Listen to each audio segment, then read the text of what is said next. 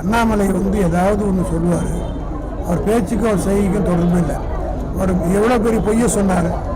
அந்த DSP SP voluntary ரிட்டையர்மெண்ட்டில் போனார், இதெல்லாம் தெரிஞ்சுக்கிட்டு தான் போனாருன்னு பொய் சொல்கிறார். அந்த எஸ்பியை இன்றைக்கி ஸ்டேட்மெண்ட் கொடுத்துருக்காரு, அதெல்லாம் பொய். நான் அப்படி போல என்னுடைய மருமகளுக்கு பிரசவம் பார்க்கறதுக்காக லீவ் போட்டு அமெரிக்காவுக்கு போனேன்னு சொல்கிறார். இப்படி பொய் சொல்கிற ஒரு மனுஷனை வச்சுக்கிட்டு அவர் எந்த காலத்துக்கு உண்மையை பேசியிருக்கார்? நான் கேட்கிறேன். அப்படி இந்த சாவுக்கு காரணம் யார் என்பதை பற்றியெல்லாம் ஆராய்ச்சி நான் போக விரும்பல. ஆனால் அதே நேரத்தில் டார்ஜிலிங்கில் ட்ரெயின் விபத்து ஏற்பட்டு 3 பேர் செத்தாங்களே, ரயில்வே மினிஸ்டர் ராஜினாமா பண்ணாரா?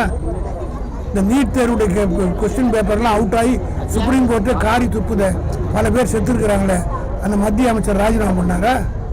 நரேந்திர மோடி சீஃப் மினிஸ்டர் இருக்கும்போது 2009 137 பேர் சாராயம் குடிச்சு செத்தாங்களே, அவர் ராஜினாமா பண்ணாரா?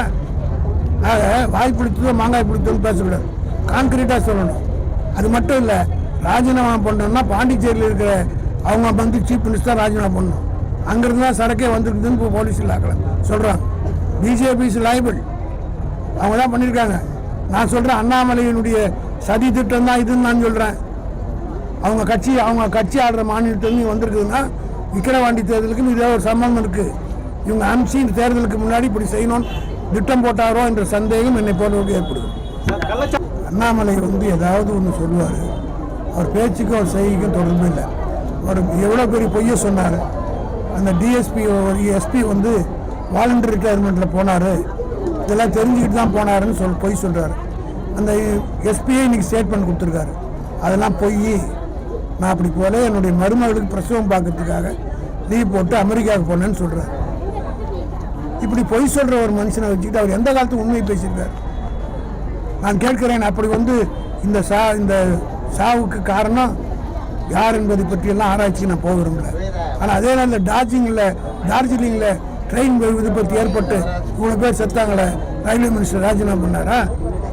இந்த நீட் தேர்வுடைய கொஸ்டின் பேப்பர்லாம் அவுட் ஆகி சுப்ரீம் கோர்ட்டு காரி துப்புத பல பேர் செத்துருக்குறாங்களே, அந்த மத்திய அமைச்சர் ராஜினாமா பண்ணாரா?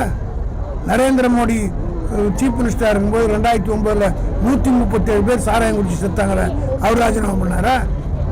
ஆக வாய் பிடித்ததோ மாங்காய் பிடித்தோன்னு பேசக்கூடாது, கான்கிரீட்டாக சொல்லணும். அது மட்டும் இல்லை, ராஜினாமா பண்ணணும்னா பாண்டிச்சேரியில் இருக்கிற அவங்க சீஃப் மினிஸ்டர் ராஜினாமா பண்ணணும். அங்கிருந்து தான் சரக்கே வந்துருக்குதுன்னு இப்போ போலீஸில் ஆக்கலாம் சொல்கிறாங்க. பிஜேபி லைபிள், அவங்க தான் பண்ணியிருக்காங்க. நான் சொல்கிறேன், அண்ணாமலையினுடைய சதி திட்டம் தான் இதுன்னு நான் சொல்கிறேன். அவங்க கட்சி ஆடுற மாநிலத்திலேருந்து வந்திருக்குதுன்னா விக்கிரவாண்டி தேர்தலுக்கும் இதே ஒரு சம்பந்தம் இருக்குது. இவங்க அம்சி தேர்தலுக்கு முன்னாடி இப்படி செய்யணும்னு திட்டம் போட்டாரோ என்ற சந்தேகம் என்னை போன்றவருக்கு ஏற்படுது.